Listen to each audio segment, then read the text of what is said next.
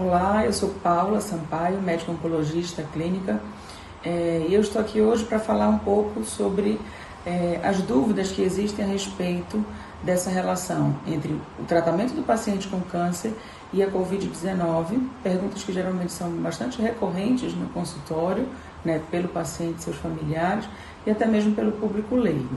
Então, vamos lá. Provavelmente a pergunta que a gente mais ouviu nesse último mês, né, por que os pacientes com câncer fazem parte de um grupo de risco, ou se eu faço parte do grupo de risco, o que é esse risco, e todos os pacientes em tratamento têm o mesmo risco? Então vamos lá. Na verdade, quando a gente diz que o paciente com câncer ele faz parte do grupo de risco, significa dizer que ele não está mais suscetível a ter a infecção, mas que uma vez infectado, ele tem uma chance maior do que os outros indivíduos, da população em geral, de apresentar as formas complicadas da doença, né? Isso porque ser do grupo de risco significa dizer que o paciente tem um sistema imune menos capaz, menos hábil naquele momento de tratamento para se defender de uma infecção viral, como é a Covid-19. Nem todos os pacientes em tratamento oncológico, no tratamento contra o câncer, apresentam o mesmo risco individual, né? São os pacientes considerados de risco maior aqueles que têm doenças oncohematológicas, como leucemias, linfomas, mielomas. Pacientes que estão pós-transplante de medula, são pacientes especialmente suscetíveis às complicações pela imunidade, sua imunidade bem menos hábil nesse momento. E pacientes que estejam em tratamento com quimioterapia citotóxica tradicional no momento que a gente vive atual da pandemia. Existem pacientes no momento que não estão em tratamento com quimio especificamente. São pacientes que ou foram operados ou completaram recentemente radioterapia.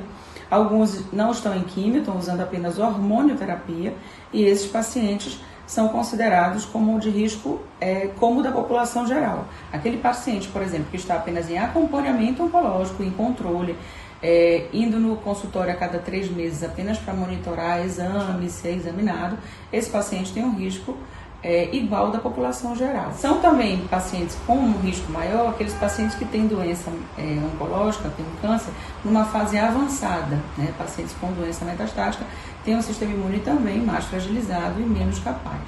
A gente também acredita que, embora o risco de se infectar de um modo assim, o risco individual, submetido às mesmas condições, seja semelhante ao da população geral, os pacientes em tratamento com câncer, vale lembrar que eles estão precisando, naquele momento, de frequentar ambientes que são potencialmente mais contaminados, como hospitais, laboratórios, clínicas para aplicação do seu tratamento, e isso também aumenta relativamente a sua chance, né, de ser infectado. Mas o principal é que, uma vez infectado, esse paciente precisa ser visto de uma forma mais cuidadosa. Uma outra questão bastante frequente é: devemos ou não interromper o tratamento quimioterápico, o tratamento oncológico neste momento de pandemia? E a resposta é claramente não. O câncer é uma doença potencialmente grave e fatal, e o tratamento, seja ele cirúrgico, rádio ou quimioterápico, quando bem indicado, geralmente são feitos baseados em estudos clínicos, ensaios clínicos, estudos de fase 3, com robustez de resultado, que tenham evidenciado que essa estratégia aumenta a chance de cura, né, e aumenta a sobrevida global dos pacientes. Então, uma vez que esses estudos comprovam a importância do tratamento quimioterápico, ele só deve ser suspenso se houver algum sinal realmente de infecção, suspenso temporariamente, né, se o paciente estiver com a infecção, ou em pacientes que não apresentem condições clínicas naquele momento de continuar a quimioterapia. Uma vantagem é que a gente lida com uma população, que é o paciente em tratamento com câncer, que já tem um pouco esse conceito do autocuidado bem estabelecido.